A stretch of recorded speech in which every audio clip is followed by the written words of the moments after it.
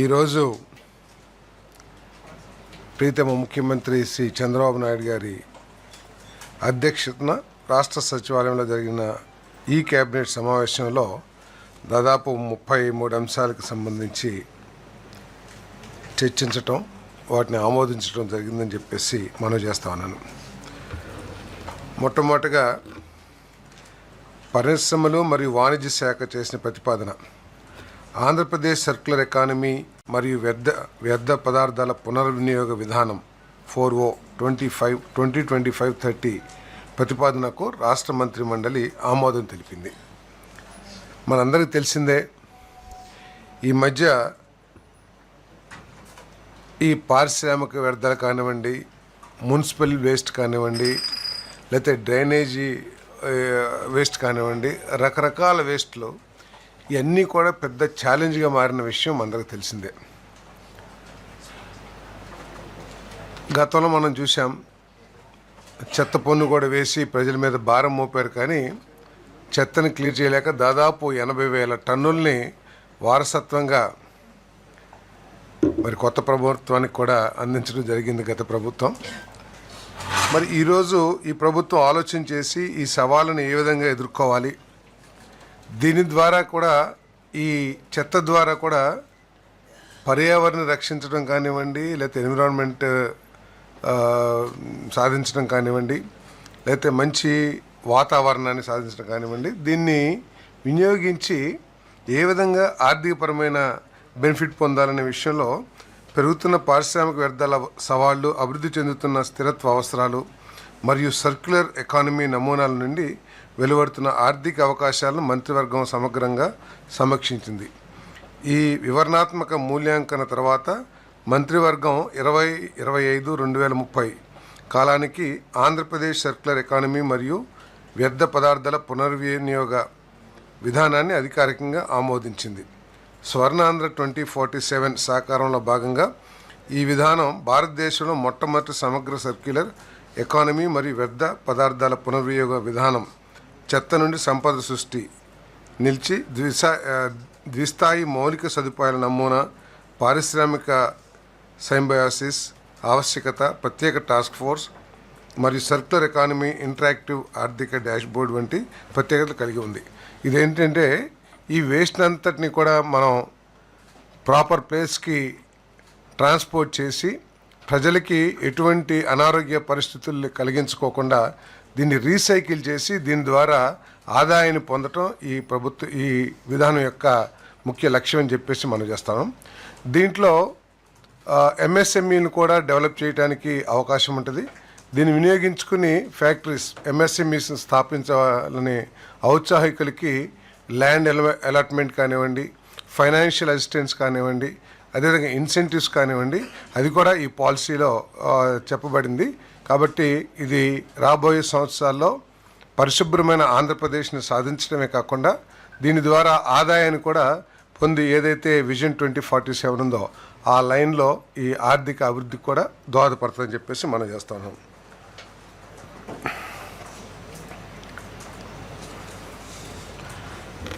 AP tourism భూమి కేటాయింపు విధానం 2024-29కి అనుబంధ చేరికలు చేసే ప్రతిపాదనకు రాష్ట్ర మంత్రి మండలి ఆమోదం తెలిపింది. మనందరికీ తెలిసిందే, ఈ కూటమి ప్రభుత్వం రాష్ట్రంలో టూరిజం డెవలప్ చేయటం ద్వారా, టూరిజం ఇండస్ట్రీని డెవలప్ చేయటం ద్వారా లక్షలాది మందికి ఉపాధి అవకాశాలు కలుగుతాయి. అంతేకాకుండా రాష్ట్రం కూడా ఆర్థికంగా అభివృద్ధి చెందిద్ది. ఇది ఒక పర్యాటక కేంద్రంగా, ఎందుకంటే మనకి మంచి మంచి టూరిజం స్పాట్స్ ఉన్నాయి. పోలవరం దగ్గర కానివ్వండి, లేకపోతే అరకు కానివ్వండి, లేకపోతే చాలా ప్రాంతాల్లో ఒక టెంపుల్ టూరిజం, వీటన్నిటిని కూడా డెవలప్ చేస్తానికి అవకాశం ఉన్న పరిస్థితుల్లో ఒక మంచి పాలసీతో ఇప్పటికే మేము ఆల్రెడీ వచ్చాము. దాంట్లో ఏంటంటే ఎవరైనా సరే ఇక్కడ హోటల్ ఇండస్ట్రీ పెట్టాలనుకుంటే, టూరిజం ప్రాజెక్ట్స్ని డెవలప్ చేయాలనుకుంటే వారికి అనేక విధాలుగా మరి ఇన్సెంటివ్స్ కానివ్వండి, ల్యాండ్ అలాట్మెంట్స్ కానివ్వండి చేస్తామని చెప్పేసి ఇప్పటికే పాలసీలో పేర్కొన్నాం.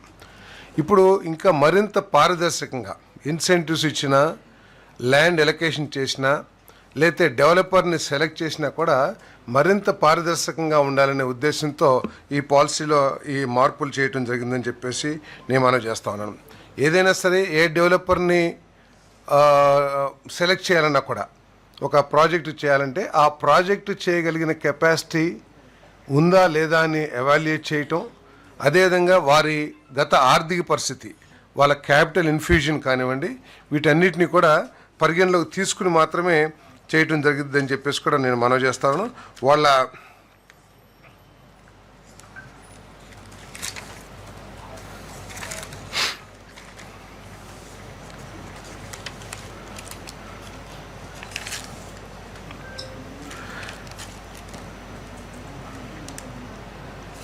మరి దీంట్లో ఏంటంటే వాళ్ళకి స్పెసిఫిక్ కండిషన్స్ని పెట్టి ఒక లార్జ్ ప్రాజెక్ట్ అయితే 2 సంవత్సరాల్లో, అంటే భూమి కేటాయించిన తర్వాత, అంటే మనం చాలామందిని చూస్తూ ఉంటాం చాలా రాష్ట్రాల్లో, కానీ గతంలో మన రాష్ట్రంలో కూడా ల్యాండ్ అలాట్మెంట్ చేసినాక దాన్ని ఎటువంటి డెవలప్మెంట్ చేయకోకుండా ఆ ప్రాజెక్ట్ని డిలే చేసే ప్రాసెస్ని మనం చాలా చూసాం. అటువంటి వాటిని నివారించడానికి కానివ్వండి, అదేవిధంగా ఒకే ప్రాజెక్టుకి ఇద్దరు పోటీ పడితే ఏ విధమైన ఎవాల్యుయేషన్ చేయాలి, వారి ఫైనాన్షియల్ కెపాసిటీ కానివ్వండి, ఎవరైతే పెద్ద ప్రాజెక్టు పెడితే ఎక్కువ రూమ్స్ని ఏర్పాటు చేస్తారో కొన్ని నిబంధనలు ఏర్పాటు చేసి వారికి కేటాయించాలనేది పాలసీలో పెట్టడం జరిగింది. అదేవిధంగా ఎవరైనా సరే భూమి హ్యాండ్ ఓవర్ చేసిన 3 నెలల్లోనే ఇది ప్రాజెక్ట్ నిర్మాణాన్ని ప్రారంభించాలనే కండిషన్స్ కూడా పెట్టడం జరిగింది. లార్జ్ ప్రాజెక్ట్స్ అయితే 2 ఇయర్స్లో పూర్తి చేయాలి. అదేవిధంగా మెగా ప్రాజెక్ట్స్ అయితే 3 సంవత్సరాల్లో పూర్తి చేయాలి. అల్ట్రా మెగా అయితే 4 సంవత్సరాల్లో చేయాలని చెప్పేసి కూడా నిబంధనలు పెడతాం జరిగింది. అదేవిధంగా వాళ్ళు మరీ ఎక్కువగా డిలే చేస్తే, ప్రాజెక్ట్ ఇంప్లిమెంటేషన్ని అసాధారణంగా డిలే చేసినట్లయితే భూమి కేటాయింపులను కూడా క్యాన్సిల్ చేస్తానికి కూడా ప్రభుత్వం హక్కు పెట్టుకుందని చెప్పేసి మనం చేస్తా ఉన్నాను.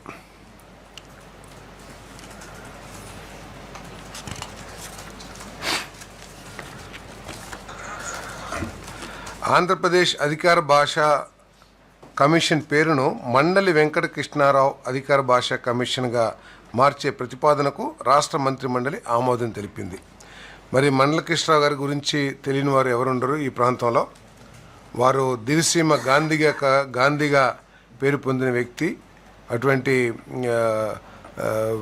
ఆయన జీవన శైలి, ఆ పేరు ఆయన సంపాదించారంటే ఆయన జీవన శైలి ఏ విధంగా ఉండేదో, ఏ విధంగా శాంతి లేకపోతే ప్రజల సంబంధాలు ఏ విధంగా నడిపేవాళ్ళో కూడా అందరికీ తెలిసిందే. అంతేకాకుండా దివిసీమ ఉప్పెన చాలామందికి గుర్తుంటుంది. కొన్ని వేల మంది ప్రాణాలు కోల్పోయిన పరిస్థితుల్లో వాళ్ళందరినీ కూడా బరీ చేయటం కానివ్వండి, వారికి పునరావాసం కల్పించడం కూడా ఆయన అత్యంత ప్రముఖ పాత్ర నిర్వహించిన విషయం కూడా ఈ ప్రాంత వాసులందరూ, కృష్ణా జిల్లా వాసులందరూ కూడా తెలిసిందే.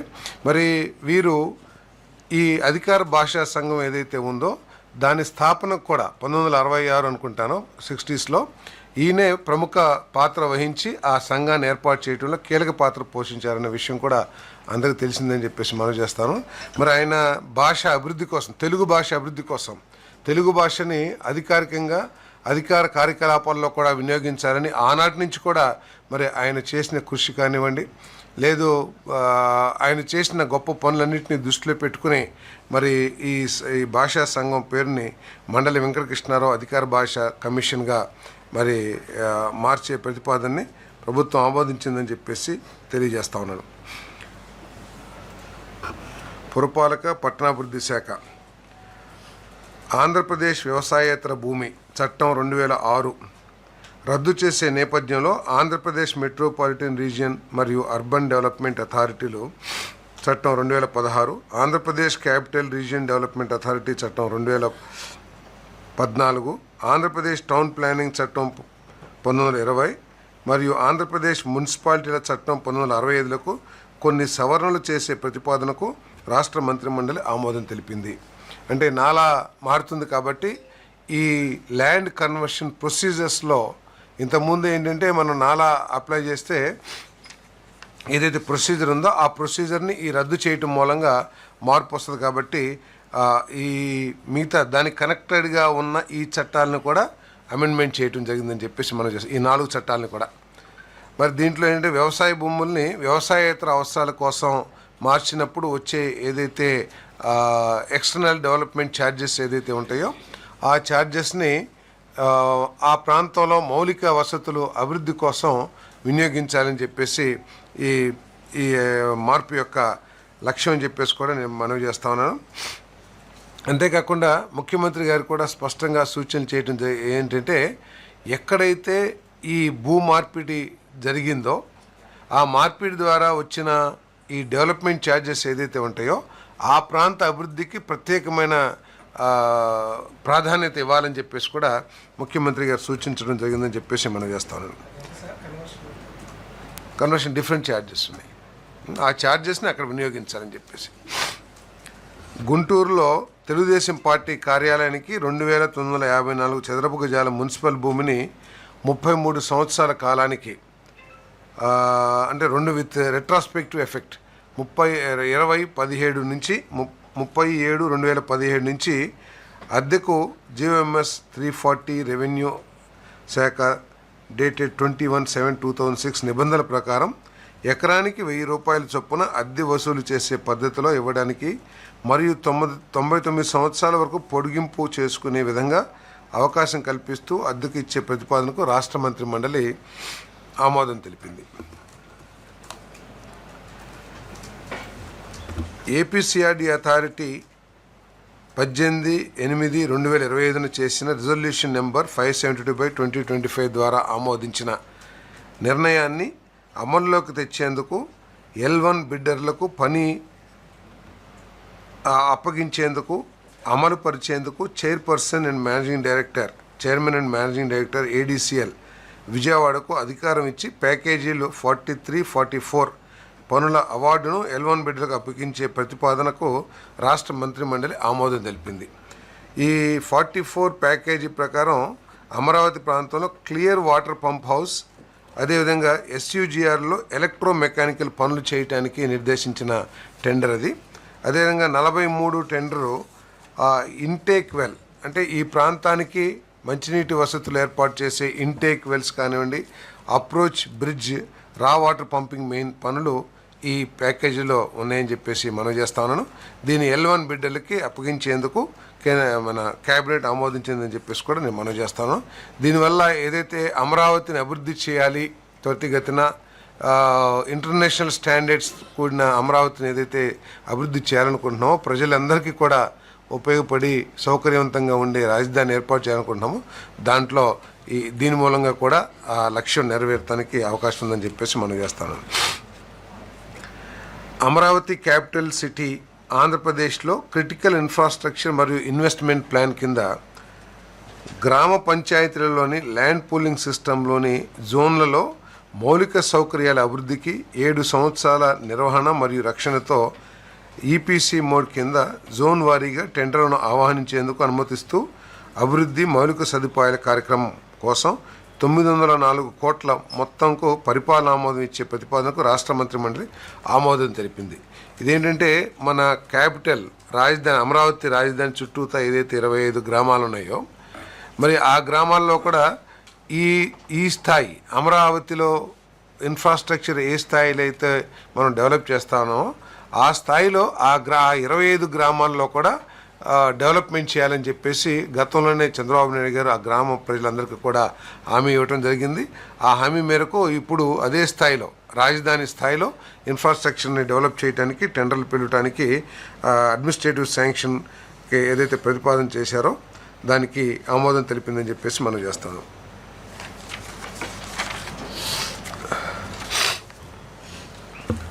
CRDO ప్రాంతంలోని వివిధ సంస్థలకు భూమి కేటాయింపు సమీక్షకు సంబంధించి మంత్రివర్గ బృందం 19వ సమావేశంలో చేసిన సిఫార్సులను ఆమోదించే ప్రతిపాదనకు అమరావతి భూమి కేటాయింపు నియమాలు 2017 మరియు అమరావతి ల్యాండ్ అలాట్మెంట్ రెగ్యులేషన్స్ 2017 నిబంధనలకు అనుగుణంగా మంత్రివర్గ బృందం సిఫార్సుల ప్రకారం ఏపీసీఆర్డీఏ కమిషనర్ అవసరమైన చర్యలు తీసుకునేలా అనుమతించే ప్రతిపాదనకు రాష్ట్ర మంత్రి మండలి ఆమోదం తెలిపింది. ఇదేమిటంటే మనందరికీ తెలిసిందే, మన అమరావతి ప్రాంతంలో అమరావతిని అనౌన్స్ చేయగానే అప్పుడు ఒక ప్రముఖ విద్యా సంస్థ SRM కానివ్వండి, VIT కానివ్వండి, ఈ ప్రాంతంలో యూనివర్సిటీస్ ఏర్పాటు చేసిన విషయం అందరికీ తెలిసిందే. గత ప్రభుత్వంలో ఈ విద్యా సంస్థలు కూడా చాలా ఇబ్బంది పెట్టారు, వారికి కావాల్సిన కనీస మౌలిక వసతులను కూడా ఏర్పాటు చేయలేదు అని చెప్పేసి ఆ రోజు పేపర్లో మనందరం కూడా చదివాం. ఇప్పుడు వారికి 100 ఎకరాల కాడికి 2 యూనివర్సిటీస్ కూడా ఒక కాలేజీలో 11,000 స్టూడెంట్స్, ఒక కాలేజీలో 17,000 స్టూడెంట్, విఐటిలో 17,000, ఎస్ఆర్ఎంలో 11,000 స్టూడెంట్స్ ఉన్నట్లున్నారు. మరి ఈ ప్రభుత్వం యొక్క లక్ష్యం ఏంటంటే 5 లక్షల విద్యార్థుల బేస్ని అమరావతిలో ఏర్పాటు చేయాలనే లక్ష్యంతో ఏదైతే పనిచేస్తూ ఉన్నామో దాంట్లో భాగంగా ఈ రెండు యూనివర్సిటీస్ ఎక్స్పాన్షన్ కోసం చేసిన ప్రతిపాదనల్ని, ఎందుకంటే ఈ విఐటి ఏదైతే ఉందో ఇప్పుడు 17,000 ఉన్నారు, వాళ్ళు ఎక్స్పాండ్ చేసిన తర్వాత 34,000 స్టూడెంట్స్ని చేర్చుకోవాలని చెప్పేసి ప్రతిపాదన ఒకటి ఉంది. అదేవిధంగా ఎస్ఆర్ఎం కూడా ఎక్స్పాండ్ చేయడానికి ప్రయత్నం చేస్తుంటే వారికి 100 ఎకరాలు, చెరకు 100 ఎకరాలు, ఎకరా 2 కోట్ల రూపాయలకి భూమి కేటాయించడం జరిగిందని చెప్పేసి మనం చేస్తాం. నేను ఒక్కొక్కటి ఉందా,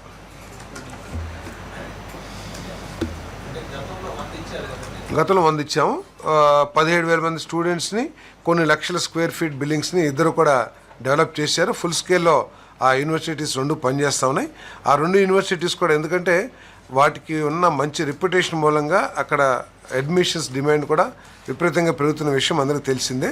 దానికి అనుగుణంగా వాళ్ళు ఎక్స్పాండ్ చేయాలని చెప్పేసి ఆలోచన చేస్తున్నారు. కాబట్టి ఆ ఎక్స్పాన్షన్కి కావాల్సిన భూముల్ని 2 కోట్ల రూపాయలు ఎకరం లెక్కన కేటాయించడం జరిగిందని చెప్పేసి మనం చేస్తున్నాం. విఐటి వేరే ప్రాంతాల్లో అయితే చెన్నైలో 240 ఎకరాల్లో, వెల్లూరులోనూ ఎక్కడో 350 ఎకరాలు, అంటే పెద్ద పెద్ద క్యాంపస్, భోపాల్లో 200 ఎకరాలు, పెద్ద పెద్ద క్యాంపస్లు ఉన్నాయి. ఆ స్థాయిలో కూడా ఇక్కడ డెవలప్ చేయాలనే ఆలోచనతో ఆ సంస్థ ఉంది. అదనంగా ఎక్స్పాన్షన్, ఎస్, ఈ అక్కడే అంటే అక్కడ భూమి అవైలబుల్ ఉంటే అక్కడ ఇస్తారు, లేకపోతే వారికి అనువుగా, లేకపోతే ఈ ప్లానింగ్ ఏదైతే ఉందో జోనల్ ప్లానింగ్ ఉంటుంది కదా అమరావతికి, ఆ జోనల్ ప్లానింగ్ ప్రకారం ఇస్తారు. కన్సార్టియంలో మార్పును ఆమోదించి messrs Mahalakshmi infra ventures India private limited ద్వారా Acacia hotels and resorts private లిమిటెడ్ను 100% యాజమాన్య హక్కు కలిగిన పూర్తి స్థాయి అనుబంధ సంస్థగా మార్చేందుకు చేసిన ప్రతిపాదనకు రాష్ట్ర మంత్రి మండలి ఆమోదం తెలిపింది. అంటే గతంలో మహాలక్ష్మి ఇన్ఫ్రా వెంచర్స్కి ఒక ప్రాజెక్ట్స్కి ల్యాండ్ అది ఇవ్వటం జరిగింది. ఇప్పుడు వారు అనుబంధ సంస్థలో 100% యాజమాన్య హక్కుతో కలిగిన పూర్తి స్థాయి అనుబంధ సంస్థగా అకేసియాని ఏర్పాటు చేసుకుంటున్నారు. దాన్ని ఆమోదించడం జరిగింది. గ్రామ వార్డు సచివాలయాల శాఖ, ఏపీ గ్రామ సచివాలయం వార్డ్ సెక్రటేరియట్స్ చట్టం 2023లోని హోదాలు, నామకరణాల మార్పుకు మరియు వారి ప్రాథమిక విధులను సవరించేందుకు వార్డు విద్య మరియు డేటా ప్రాసెసింగ్ సెక్రటరీ నుండి విద్య అనే విషయాన్ని తొలగించి వార్డు సంక్షేమ మరియు అభివృద్ధి సెక్రటరీకి అప్పగించే ప్రతిపాదనకు రాష్ట్ర మంత్రి మండలి ఆమోదం తెలిపింది. మనందరికీ తెలిసిందే, సచివాలయాల్లో వివిధ కార్యక్రమాలు నిర్వహించడానికి 10 మంది గ్రామ సచివాలయాల్లో, 11 మంది వార్డు సచివాలయాల్లో సిబ్బందితో ఏర్పాటు చేసిన విషయం మనకు తెలిసిందే. ఈ ఎడ్యుకేషన్ సెక్రటరీ ఎవరైతే ఉన్నారో, విద్యా డేటా ప్రాసెసింగ్, వీరు ఈ ఎడ్యుకేషన్కి సంబంధించిన పనుల మీద గ్రామాలు పర్యటిస్తుంటే, లేకపోతే సచివాలయం బయట పనుల మీద ఎక్కువగా తిరగటం మూలంగా ప్రజలు కొంత అసౌకర్యానికి గురవుతాం, వాళ్ళ పనులు కాకపోవడం మూలంగా దాన్ని ఎడ్యుకేషన్ తీసేసి సంక్షేమ వార్డు విద్య డేటా ప్రాసెసింగ్ సెక్రటరీ విద్య విషయానికి సంబంధించిన నిధులు నిర్వహిస్తున్నప్పుడు వార్డు సచివాలయం నుండి బయటకు వెళ్ళటం వల్ల పౌరులు వార్డు సచివాలయం నుండి సకాలంలో సేవలు పొందడంలో చాలా అసౌకర్యాన్ని ఎదుర్కొంటున్నారు. గ్రామ సచివాలయంలో సంక్షేమ మరియు విద్య అసిస్టెంట్తో సమానంగా ward Vidya and data processing secretary నుండి విద్య విషయాన్ని తొలగించి వార్డు సంక్షేమ మరియు అభివృద్ధి సెక్రటరీకి అప్పగించాల్సిన అవసరం ఉంది. అంటే ఇది నామన్క్లేచర్ చేంజ్ చేయటం, కొద్దిగా విధులను మార్చడం. ప్రస్తుత మండల్ యుఎల్బి జిల్లా పరిధిలో ఆమోదించబడిన సంస్థాగత కేడర్లో 1785 గ్రామ వార్డు సెక్రటరియట్ ఉద్యోగులను తిరిగి కేటాయింపు చేయడం వలన ఖాళీ అవుతున్న సమాన సంఖ్యలోని ఏఎన్ఎంస్, వార్డు ఆరోగ్య సెక్రటరీల ఖాళీ పదవులను ప్రత్యామ్నాయంగా కొత్తగా 993 పోస్టులను సృష్టించడం ద్వారా GSWS 3 టైర్ నిర్మాణంలో మొత్తం 2778 పోస్టులను డిప్యుటేషన్ అవుట్సోర్సింగ్ ప్రాతిపదికన భర్తీ చేసిన ప్రతిపాదనకు రాష్ట్ర మంత్రి మండలి ఆమోదం తెలిపింది. ఇదేంటంటే గత ప్రభుత్వం ఈ జిఎస్డబ్ల్యూఎస్లు గ్రామ సచివాలయాలు, వార్డు సచివాలయాలు 10 మంది 11 మందితో ఏర్పాటు చేసిన విషయం తెలిసిందే. కాకపోతే ఏంటంటే ఈ స్ట్రక్చర్ లోపభూయిష్టంగా ఉండటం మూలంగా ఆశించిన లక్ష్యాన్ని సాధించలేకపోతున్నారు. అంటే ఏదైనా సరే ఇప్పుడు మనకు గతంలో ఎప్పుడు చూసినా కూడా మండలం తర్వాత జిల్లా ఆ స్ట్రక్చర్ ఉంటుంది. ఇక్కడ ఏంటంటే ఈ సచివాలయాలని నియంత్రించడానికి కానివ్వండి, పర్యవేక్షించడానికి కానివ్వండి, లేకపోతే వాళ్ళకి విధుల్ని ఏ విధంగా చేస్తున్నారు ఎవాల్యుయేట్ చేయడానికి కానీ ఒక స్ట్రక్చర్ లేకుండా పోయింది. సో కాబట్టి ఏదైతే ఆశించిన స్థాయిలో పనులు జరగట్లా. గత ప్రభుత్వం అనాలోచితంగా చేసిన కార్యక్రమం కానివ్వండి, లేకపోతే ఎందుకు జరిగింది తెలియదు, కానీ దీనికి ఇప్పుడు ఈ ప్రభుత్వం 3 టైర్ స్ట్రక్చర్ని ఏర్పాటు చేయాలని చెప్పేసి జిల్లాలో కూడా జిఎస్డబ్ల్యూఎస్ పెట్టేసి ఈ ఉన్న ఎంప్లాయీస్ అందరినీ కూడా రీలొకేట్ చేయాలని నిర్ణయం తీసుకుంటాం జరిగింది. మరి దాని ద్వారా ఏర్పడే 993 పోస్టులను సృష్టించడం, అదేవిధంగా 2778 పోస్టులని డిప్యుటేషన్ మీద కానీ అవుట్సోర్సింగ్ మీద కానీ అపాయింట్ చేసుకుంటానికి చేసిన ప్రతిపాదనని మరి ఆమోదించడం జరిగిందని చెప్పేసి నేను మనవి చేస్తా ఉన్నాను. రెవెన్యూ ఎక్సైజ్ శాఖ IMFL beer, wine and RTD మరియు విదేశీ మద్య బ్రాండ్లకు అంచనా విలువలకు టెండర్ కమిటీ ద్వారా ప్రాథమిక ధర నిర్ణయానికి ఆమోదం కోరే ప్రతిపాదనకు రాష్ట్ర మంత్రి మండలి ఆమోదం తెలిపింది. మరి ఇంతకుముందు ప్రభుత్వం వచ్చిన తర్వాత కొత్త టెండర్ని పిలవటం జరిగింది. మీ అందరికీ తెలిసిందే, గతంలో అత్యధిక ధరల్ని నిర్ణయించి ప్రజల్లో ఆర్థికంగా నష్టం చేస్తమే కాకుండా క్వాలిటీ లేని ఈ లిక్కర్ని సరఫరా చేయటం ద్వారా మరి చాలామంది వేలాది మంది అనారోగ్యం పాలైన విషయాన్ని కూడా ఈ రాష్ట్ర ప్రజలందరూ కూడా గమనించడం జరిగింది. తర్వాత వచ్చిన కూటమి ప్రభుత్వం ఒక మంచి ఎక్సైజ్ పాలసీని తీసుకొచ్చి మరి సరసమైన ధరలకి అదేవిధంగా క్వాలిటీ మద్యాన్ని సరఫరా చేసే ఎక్సైజ్ పాలసీని తీసుకొచ్చిన విషయం తెలిసిందే. మరి ఈరోజు సేకరించడానికి మళ్ళీ కొత్త టెండర్ని మరి ఆహ్వానించడం జరిగింది. ఈ టెండర్ని ఫైనలైజ్ చేయడానికి ఒక రిటైర్డ్ జడ్జి అదేవిధంగా ఒక కమిటీని కూడా ఏర్పాటు చేయడం జరిగింది. ఆ కమిటీ ఏదైతే నిర్ణయం తీసుకుందో ఆ నిర్ణయాల్ని ఆమోదించడం జరిగింది. ఈ ధరలో ఏంటంటే దాదాపు 1375 బ్రాండ్లు, 145 మంది మ్యానుఫ్యాక్చర్స్ ఈసారి టెండర్లో పాల్గొన్నారు. 1375 బ్రాండ్స్, 145 మంది తయారీదారులు. సో దీని మీద చాలా జాగ్రత్తగా ప్రజలకి నష్టం జరగకోకుండా నిర్ణయాలు తీసుకోమని చెప్పేసి ముఖ్యమంత్రి గారు చాలా స్పష్టంగా ఆదేశించడం జరిగిందని చెప్పేసి మనం చేస్తున్నాం. జాగ్రత్తగా అంటే ఎవరికి ఇప్పుడు దాకా ఎక్కడా వినియోగంలో లేని బ్రాండ్లను తీసుకొచ్చి రాష్ట్రంలో దాని గురించి ఎక్కడ కూడా వాడుకోకుండా, దాని క్వాలిటీ ఏంటి లేకపోతే దాని పరిస్థితి ఏంటి తెలియకోకుండా తీసుకొచ్చి ఈ రాష్ట్రంలోకి తీసుకురావద్దు. ఎక్కడైతే పక్క రాష్ట్రాలైనా సరే కనీసం ఆ బ్రాండ్స్ వినియోగంలో ఉంటే అటువంటి బ్రాండ్స్ని ఆమోదించమని చెప్పేసి మరి ముఖ్యమంత్రి గారు చాలా స్పష్టంగా చెప్పడం జరిగింది. దీంట్లో కూడా ఏంటంటే అత్యంత తక్కువ ధర, ఒకవేళ ఆ బ్రాండ్స్కి మన రాష్ట్రంలో లేకపోతే పక్క రాష్ట్రాల్లో ఏ విధంగా ధరలకు 4 రాష్ట్రాలు పరిశీలించి 4 రాష్ట్రాల్లో ఏ విధంగా అమ్ముతున్నారు, ఏ ధరకు అమ్ముతున్నారో దాని యావరేజ్ తీసుకుని అది కానివ్వండి, లేకపోతే వాళ్ళు కోట్ చేసిన రేటుకి బేసిక్ ధర కానివ్వండి, వీటన్నిటిని పరిశీలించి ఏది తక్కువ అయితే అది బీర్ కానివ్వండి, లిక్కర్ కానివ్వండి, వీటన్నిటికి కూడా ఆ విధమైన రికమెండేషన్స్ చేసిందని చెప్పేసి కమిటీ చేసిందని చెప్పి మనవి చేస్తున్నాం. సో ఆ రికమెండేషన్స్ని ఆమోదించడం జరిగిందని చెప్పేసి కూడా తెలియజేస్తా ఉన్నాను.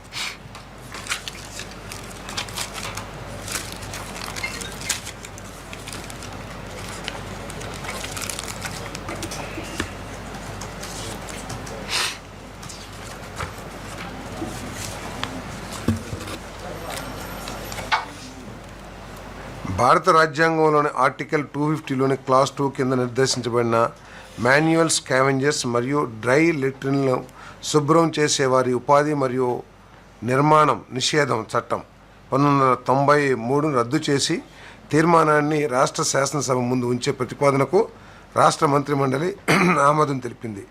ఈ చట్టం వల్ల మాన్యువల్ స్కావెంజర్స్ నియామకాన్ని నిషేధించడం మరియు వారి పునరావాస చట్టం 2013 మానవ మల శుభ్రీకరణ పూర్తిగా నిర్మించబడుతుంది.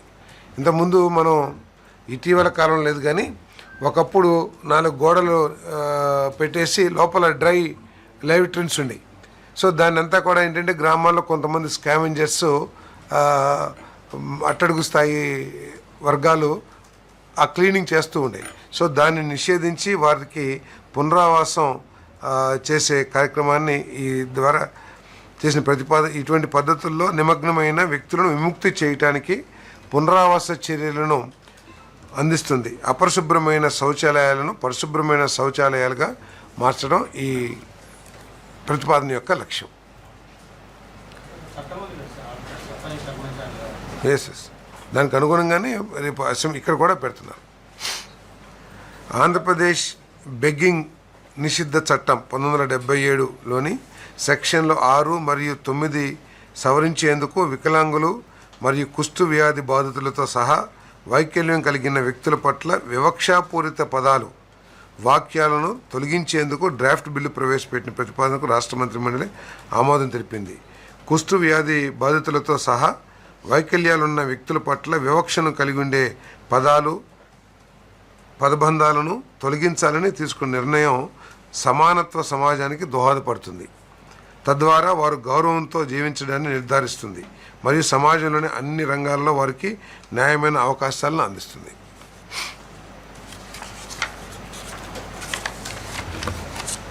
కాకినాడ జిల్లా గుండేపల్లి మండలంలోని తల్లూరు గ్రామంలో తోట వెంకటాచలం పుష్కర లిఫ్ట్ ఇరిగేషన్ స్కీమ్లోని కిలోమీటర్ 195 వద్ద తోట మెయిన్ కెనాల్లో ప్రస్తుతం ఉన్న పిఎస్సి స్పెషల్ ప్రెషర్ మెయిన్కు ఎంఎస్ ప్రెషర్ మెయిన్తో మార్చే పనికి టెండర్లను ఆహ్వానించి మరియు 5,167 లక్షలు అంటే 51.67 కోట్లకు పరిపాలన ఆమోదం ఇచ్చే ప్రతిపాదనకు రాష్ట్ర మంత్రిమండలి ఆమోదం తెలిపిందని చెప్పేసి మనం చేస్తాం.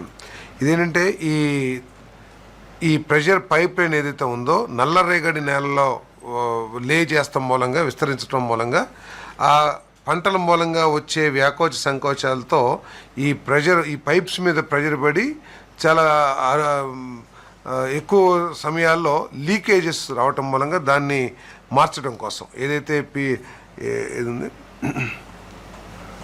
ఆ పైప్ లైన్స్ మార్చడం కోసం ఏదైతే స్పెషలిస్ట్ని Shri K Sreedharan professor retired ఐఏఎస్ని Indian Institute of Science Bengaluru వారిని ఎంక్వైరీ చేయడం జరిగింది. ఏం జరిగింది, ఎందుకు, ఏం చేయాలని చెప్పేసి వారు ఇచ్చిన రిపోర్ట్ ప్రకారం ఈ పనులు చేపట్టడానికి చీఫ్ ఇంజనీర్ సిడిఓ విజయవాడ డిజైన్ను పరిశీలించి ప్రస్తుతం పిఎస్సి ప్రెషర్ మెయిన్ను ఎంఎస్ ప్రెషర్గా మైల్ స్టీల్ పైప్ లైన్గా మార్చడానికి ఈ ప్రతిపాదన.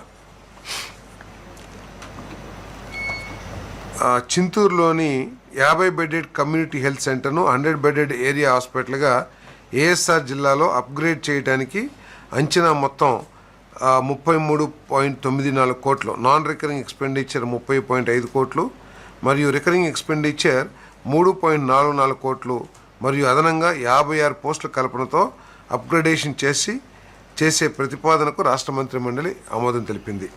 ఈ కమ్యూనిటీ హెల్త్ సెంటర్ని ఏరియా హాస్పిటల్గా అప్గ్రేడేషన్ చేయడం వల్ల చుట్టుపక్కల మండలాలకు చెందిన సుమారు 1.5 లక్షల మందికి వైద్య సౌకర్యాలు అందుతాయని చెప్పేసి ఈ ప్రభుత్వం భావిస్తోందని చెప్పేసి కూడా మనం చేస్తాను.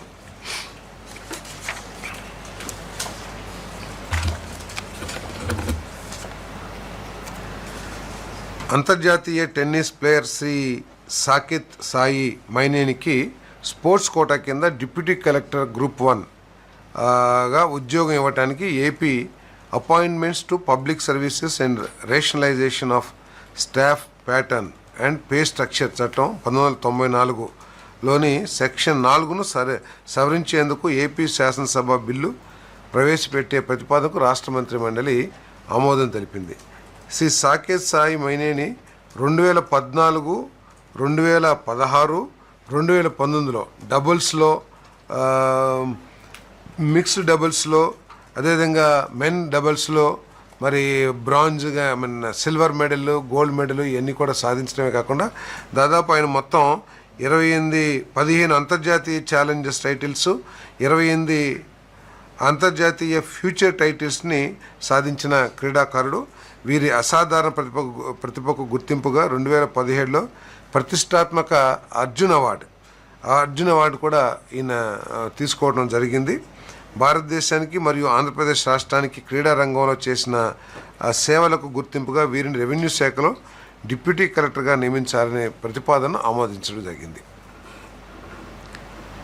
ఆర్థిక శాఖ పల్నాడు జిల్లా వెల్దుర్తి మండలం గుండ్లపాడులో విలేజ్లో దివంగత చంద్రయ్య కుమారుడు సిటి వీరాంజనేయులకు GASCA శాఖ జనరల్ అడ్మినిస్ట్రేషన్ శాఖ 8/11/1996 GOMS నెంబర్ 469 అనుబంధ సూత్రాల ప్రకారం జూనియర్ అసిస్టెంట్గా ప్రభుత్వ ఉద్యోగం ఇవ్వడానికి AP appointments to public services and rationalisation of staff pattern and pay structure చట్టం 1994లోని సెక్షన్ 4ను సవరించేందుకు ఆంధ్రప్రదేశ్ శాసనసభలో బిల్లు ప్రవేశపెట్టే ప్రతిపాదనకు రాష్ట్ర మంత్రి మండలి ఆమోదం తెలిపింది. వీరి తండ్రి 13/1/2022న ఆనాటి రాజకీయ కారణాలతో బహిరంగ ప్రదేశంలో అత్యంత బ్రూటల్గా, కిరాతకంగా మరి హింసాత్మక దాడిలో మరణించడం జరిగింది. పల్నాడు జిల్లా కలెక్టర్ నివేదిక ప్రకారం మరణించిన తోట చంద్రయ్య తండ్రి చెన్నయ్యకి కుటుంబంలో భార్య, ఒక కుమారుడు మరియు కుమార్తె ఉన్నారు. వీరు BCB పెరిక కమ్యూనిటీకి, పెరిక సామాజిక వర్గానికి చెందిన కుటుంబం. మరి వారికి ఆదాయం కూడా పేదరికంలో ఉండటం మూలంగా వారిని ఆదుకునే దాంట్లో భాగంగా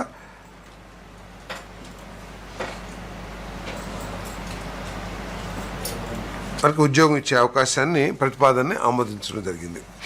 రెవెన్యూ శాఖ మైలవరం మండలంలోని వడ్డిరాల మరియు దోడియం గ్రామాల్లోని మొత్తం 1200.05 ఎకరాల ప్రభుత్వ భూమిని Andhra Pradesh solar power corporation private limited ద్వారా Mrs Adani solar energy AP private లిమిటెడ్లో 250 మెగావాట్ సోలార్ పవర్ ప్రాజెక్ట్ ఏర్పాటు చేసేందుకై 33 సంవత్సరాల అద్దె ప్రాతిపదికన భూ కేటాయింపుకు చేసిన ప్రతిపాదనకు రాష్ట్ర మంత్రి మండలి ఆమోదం తెలిపింది. ముందస్తుగా స్వాధీనం చేసుకున్న భూములకు లీజ్ మొత్తం దోడి విలేజ్లోని భూములకు సంబంధించి 3 లక్షల మార్కెట్ విలువలో 10% మరియు వద్దిరాల గ్రామానికి సంబంధించి 6.25 లక్షలు 33 సంవత్సరాల కాలానికి మునుపటి 5 సంవత్సరాల బ్లాక్ యొక్క లీజు అద్దెపై 10% పెంచడం ద్వారా మరియు BSO 24 కింద సాధారణ షరతులకు లోబడి 5 సంవత్సరాల ప్రతి బ్లాక్లో 10% పెంచబడతా ఉంది. మరియు GOMS నెంబర్ 571 రెవెన్యూ డేటెడ్ 14/9/2012 ప్రకారం మరియు వద్దిరాల గ్రామం యొక్క GP తీర్మానం మరియు ఇతర సాధారణ షరతుల సమర్పణకు లోబడి ఉంటుంది. ఆంధ్రప్రదేశ్ వ్యవసాయేతర ప్రయోజనాలకు భూమి మార్పు చట్టం 2006ను రద్దు చేసే డ్రాఫ్ట్ బిల్లు ఆమోదం కోరే ప్రతిపాదనకు రాష్ట్ర మంత్రి మండలి ఆమోదం తెలిపింది. ఈ నాలా కన్వర్షను మనందరం కూడా తెలుసు, ఇల్లు కట్టుకోవాలన్నా కూడా పెద్ద సమస్యగా మారుతూ ఉంది. లేదు ఒక ఇండస్ట్రీని ఏర్పాటు చేసిన నాలా కన్వర్షన్కే చాలా కాలం పడుతూ ఇండస్ట్రియలిస్టులు, పెట్టుబడిదారులు కానివ్వండి, వీళ్ళంతా కూడా మేము అందరం కూడా ఈ నాలా చట్టం మూలంగా అనేక ఇబ్బందులు ఎదుర్కొంటా ఉన్నాం.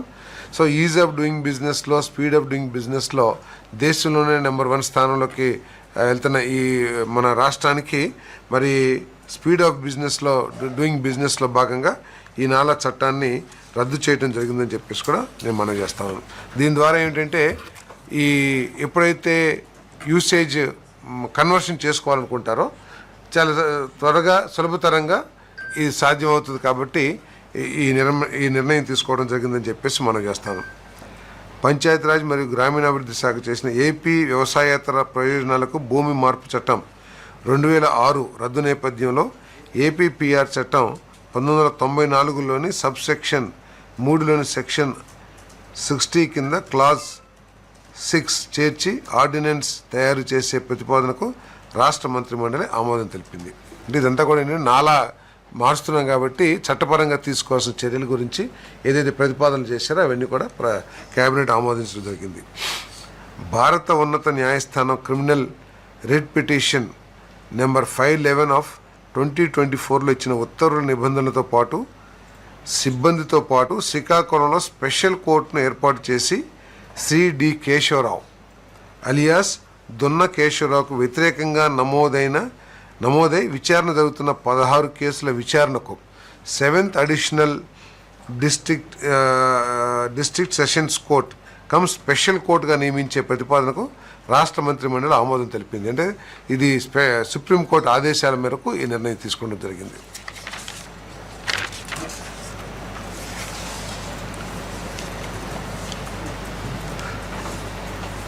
సముద్రం మరియు అనుబంధ కార్యకలాపాలకు పెరుగుతున్న డిమాండ్ను తీర్చడానికి, దాని దృఢత్వాన్ని పెంచడానికి, పెట్టుబడిదారుల స్నేహపూర్వకతను మెరుగుపరచడానికి మరియు ఇటీవల నోటిఫై చేయబడిన ఏపీ పారిశ్రామిక అభివృద్ధి విధానం మరియు తదితర రంగాల అభివృద్ధి విధానాలకు అనుగుణంగా ఉండేలా ఆంధ్రప్రదేశ్ సముద్ర విధానాన్ని 2024-29 సవరించడానికి మౌలిక వసతులు మరియు పెట్టుబడుల శాఖ చేసిన ప్రతిపాదనకు రాష్ట్ర మంత్రిమండలి ఆమోదం తెలిపింది. చిత్తూరు జిల్లా కుప్పం వద్ద, నెల్లూరు జిల్లా దగదర్తి వద్ద గ్రీన్ఫీల్డ్ ఎయిర్పోర్ట్స్ని ఏర్పాటు చేయాలని చెప్పేసి ఏదైతే సర్వే చేసిందో ప్రభుత్వం, టెక్నికల్ ఫీజిబిలిటీ రిపోర్ట్ ఇచ్చిన ఆధారంగా ఇక్కడ ఈ ఎయిర్పోర్ట్స్ ఏర్పాటు చేయాలని చెప్పేసి నిర్ణయం తీసుకోవడం జరిగింది. ఈ ఎయిర్పోర్ట్స్ డెవలప్మెంట్ కోసం కూడా డెవలపర్ని పీపీపీ మోడ్లో డెవలపర్ని కూడా మరి ఎక్స్ప్రెషన్ ఆఫ్ ఇంట్రెస్ట్ కోసం కూడా ప్రతిపాదనలు ఏర్పాటు చేస్తూ ఉన్నారు. మరి ల్యాండ్ ఎక్విజిషన్ మరి ఇన్ఫ్రాస్ట్రక్చర్ ఏదైతే ఉందో దానికోసం హడ్కో రుణాన్ని వినియోగించుకోవాలని చెప్పేసి కూడా మరి నిర్ణయం తీసుకోవడం జరిగింది. దీనికోసం చేసిన ప్రతిపాదనని కేబినెట్ ఆమోదించిందని చెప్పేసి మనం చేస్తాం. నెల్లూరు దగదర్తి, చిత్తూరు జిల్లా కుప్పం.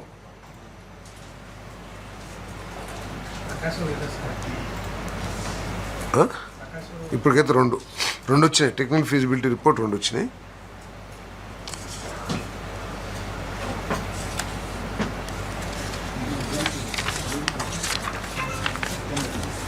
నారావారిపల్లిలోని 30 పడకల కమ్యూనిటీ హెల్త్ సెంటర్ను 50 పడకల సిహెచ్సిగా అప్గ్రేడ్ చేయడానికి మరియు ఎటువంటి ఆర్థిక చిక్కులు లేకుండా ఇప్పటికే మంజూరు చేయబడిన పోస్టుల స్థానంలో 18 అదనపు పోస్టుల కల్పనకై వైద్య ఆరోగ్య మరియు కుటుంబ సంక్షేమ శాఖ చేసిన ప్రతిపాదనకు రాష్ట్ర మంత్రిమండలి ఆమోదం తెలిపింది. చిత్తూరు జిల్లాలోని కుప్పం మండలం బైరుగానిపల్లి గ్రామంలో ఉన్న సర్వే నెంబర్ 19/1Aలోని 7.74 ఎకరాల ప్రభుత్వ భూమిలో సివిల్ సెక్టర్లో కేంద్రీయ విద్యాలయ పాఠశాలను ఉచితంగా ఏర్పాటు చేసేందుకు కేంద్రీయ విద్యాలయ సంఘస్థాన్ న్యూఢిల్లీ వారికి ఉచితంగా ఆ భూమిని అప్పగించేందుకు రెవెన్యూ శాఖ చేసిన ప్రతిపాదనకు రాష్ట్ర మంత్రిమండలి ఆమోదం తెలిపింది. గుంటూరు జిల్లా ప్రతిపాడు మండలం నడింపాలెం గ్రామంలో 12.96 ఎకరాలను ఉన్న ప్రభుత్వ భూమిలో 5,18,40,000 కేంద్ర నిధులతో central research institute for yoga and naturopathy స్థాపన కోసం ఆ భూమిని కమిషనర్ ఆయుష్ శాఖకి ఉచితంగా బదిలీ చేయడానికి రెవెన్యూ శాఖ చేసిన ప్రతిపాదనని ఆమోదించడం జరిగింది.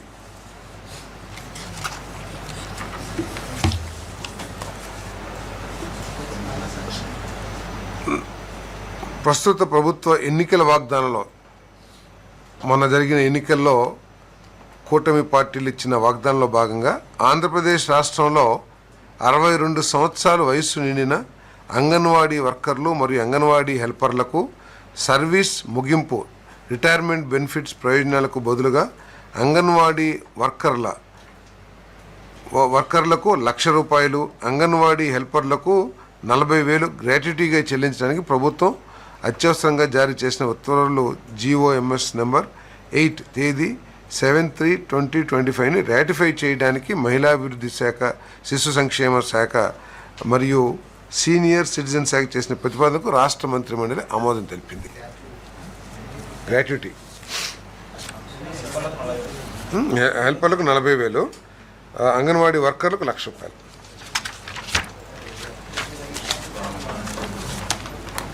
ఓకే సార్, ఇంకేమన్నా రాలేదు? అయిపోయినాయి.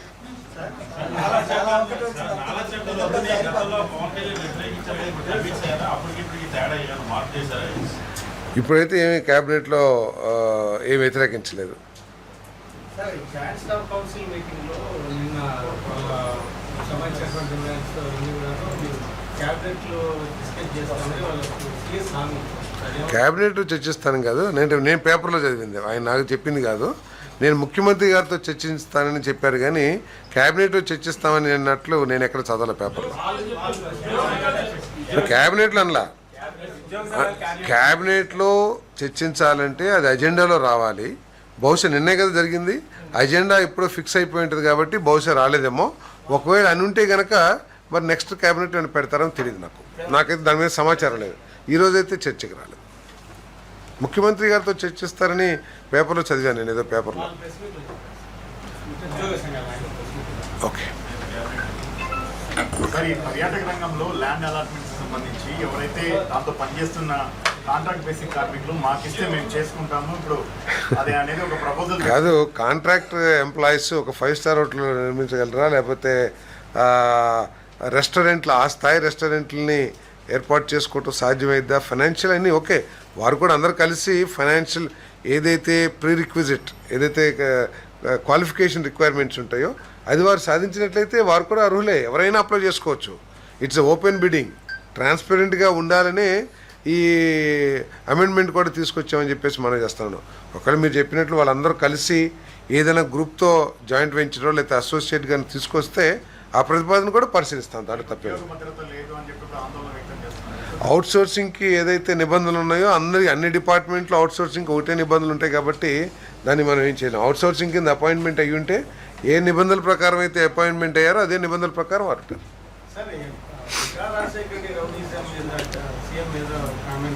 ఎవరండి?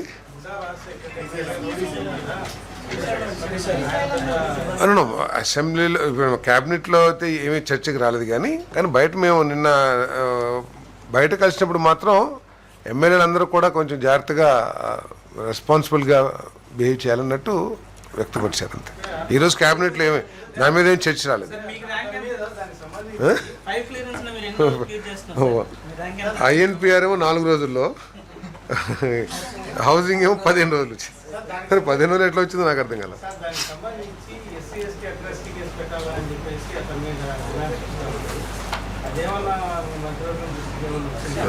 అసెంబ్లీలో ఎక్కడ అది రాలా.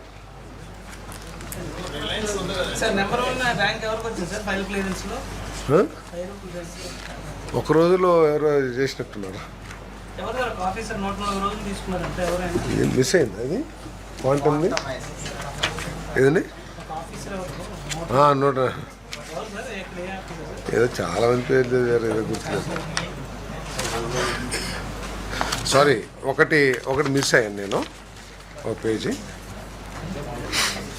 సారీ, అమరావతిలోని ఏపీసీఆర్డీఏ కార్యాలయ భవనంలో నిర్మాణ సంబంధిత పనులు, ఇంటర్నల్ ఫినిషింగ్ వర్క్స్, ఎంఈపీఎఫ్ పనులు, ఐసీటీ పనులు మరియు బాహ్య అభివృద్ధి పనులకు నిర్వహించడానికి 160 కోట్ల పరిపాలన అనుమతి ఆమోదానికి మరియు 16/10/2024 ఏపీసీఆర్డీ అథారిటీ తీర్మానం ఆధారంగా టెండర్లను ఆహ్వానించి ఖరారు చేయడంలో కమిషన్ ఏపీసీఆర్డీఏ చర్యను రాటిఫై చేయడానికి పురపాలక శాఖ చేసిన ప్రతిపాదనని ఆమోదించడం జరిగింది. అంటే ముందు ఏమో అడ్మినిస్ట్రేటివ్ శాంక్షన్ 160 crores శాంక్షన్ చేస్తూ, అదేవిధంగా ఆల్రెడీ పని అవసరాన్ని బట్టి ఎమర్జెన్సీని బట్టి ఆల్రెడీ టెండర్ పిలిచి పని చేస్తూ ఉన్నారు, దాన్ని కూడా రాటిఫై చేయడం జరిగింది.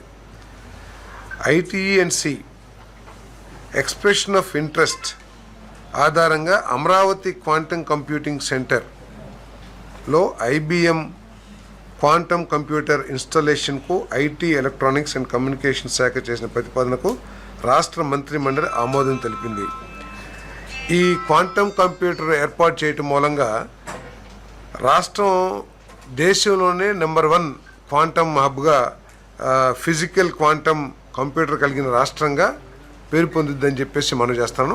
ఈ కంప్యూటర్ను సాధించడం మూలంగా అనుబంధ సెక్టర్స్, ఆర్టిఫిషియల్ ఇంటెలిజెన్స్ కానివ్వండి, లేకపోతే మన ఔషధ ఆవిష్కరణ కానివ్వండి, అదేవిధంగా సైబర్ సెక్యూరిటీ వంటి రంగాల్లో విప్లవాత్మక సామర్థ్యాలని అందిస్తుంది ఈ హబ్.